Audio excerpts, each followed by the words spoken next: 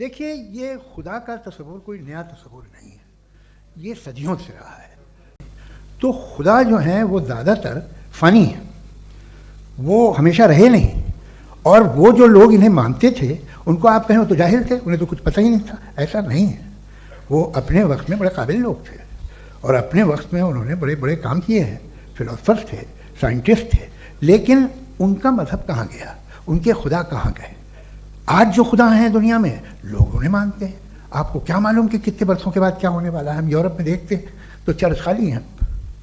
تو سب سے پہلے ہمارے رسپیکٹڈ جاوید صاحب نے حوالہ دیا کہ خدا فانی ہے، کتنے مذہب آگے چلے گئے، کسی نے جوپیٹر کو خدا مانا، کسی نے کسی کو مانا۔ میں کہتا ہوں جس نے کانٹینجنٹ چیز کو خدا مانا غلط مانا، وہ خدا ہی نہیں، وہ خدا ہی نہیں ہے۔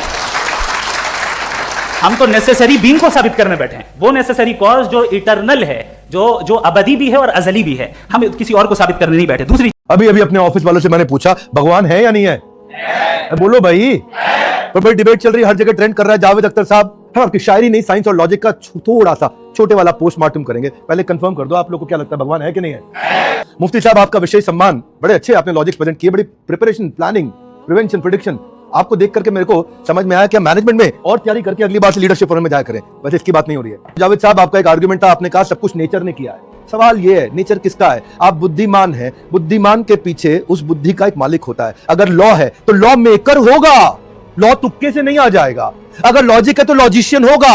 مزے کی بات ہے اگر کریشن ہے تو کریٹر ہوگا۔ مان لیجئے میرے ہاتھ میں پانی کی بوتل ہے، جاوید صاحب یہ بوتل اسٹوڈیو تک اپنے آپ نہیں پہنچی، کسی نے بنایا، کسی نے خریدا، کسی نے یار رکھا، تکے سے نہیں ہوتا۔ اتنا بڑا یونیورس تکے سے نہیں ہوتا، پورا سولر سسٹم، پلانٹ سارے پریسائزلی اپنے آربٹ میں چل رہے ہیں۔ اگر جاوید صاحب گریوٹی تھوڑی سی زیادہ ہوتی نا تو سب کولیپس کر جاتا، اور اگر گریوٹی تھوڑی سی کم ہوتی تو گیلیکسیز نہیں بن پاتی۔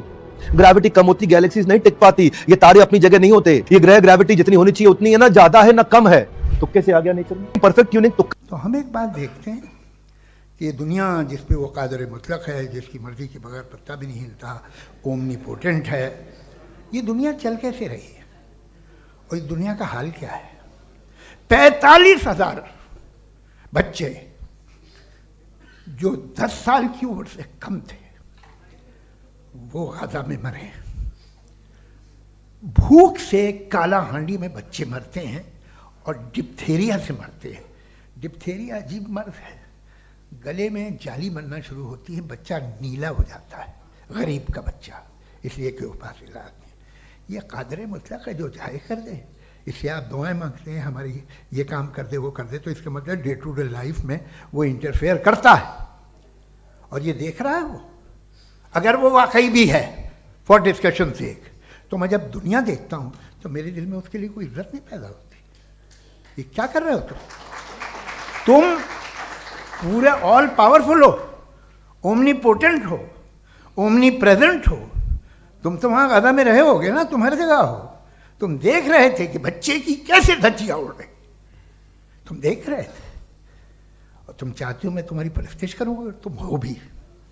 جاوید اختر صاحب نے بار بار یہ بات دہرائی کہ دیکھو اگر اللہ ہے، خدا ہے، کریٹر ہے، گاڈ ہے، تو فلسطین میں اتنے مظلوم قتل ہو رہے ہیں، ان پہ خدا کو ترس کیوں نہیں آتا؟ یہ کس پہ اعتراض ہے؟ اللہ پہ۔ اللہ نے قرآن میں اس کا جواب دیا، لا تحسبن اللہ غافلا عما يعمل الظالمون، ظالم جو کچھ کر رہا ہے اللہ کو اس سے ہرگز غافل مت سمجھو۔ نون تاکید کا لگا دیا اللہ نے، ہرگز ہرگز، ڈبل نون۔ سوال پیدا ہوتا ہے اللہ تو کہہ رہا ہے مجھے ترس بھی آ رہا ہے مظلوم پہ، ظالم پہ غصہ بھی آ رہا ہے، اللہ ہرگز غافل نہیں ہے، تو پھر سزا کیوں نہیں دے رہا؟ اس کا بھی اللہ نے جواب دیا، انما یؤخرهم لیوم تشخص فیہ الابصار، میرا ایک قاعدہ ہے، دنیا میں ظلم بھی چلے گا، انصاف بھی چلے گا، رحمت بھی چلے گی اور غضب بھی چلے گا، یہ دنیا میں سب کچھ ہوگا، ناحق انسانوں کا قتل بھی ہوگا اور انسانوں کی زندگیاں بچانے والے بھی پیدا ہوں گے، ماں باپ کو ستانے والے بھی ہوں گے، ماں باپ کو خوشیاں دینے والے بھی ہوں گے، اور لوگوں سے لوٹ کھسوٹ کر کے مال کھانے والے بھی ہوں گے، اور لوگوں پہ خرچ کرنے والے بھی ہوں گے، اور راتوں کو فلمیں ڈرامے دیکھنے والے بھی ہوں گے، خدا کے سامنے اٹھ کے سجدہ ریز ہونے والے بھی ہوں گے، اور یتیم کا مال کھانے والے بھی ہوں گے، اور یتیموں کی کفالت کرنے والے بھی ہوں گے، زنا کرنے والے بھی ہوں گے، نکاح کرنے والے بھی ہوں گے، رشتے جوڑنے والے بھی ہوں گے،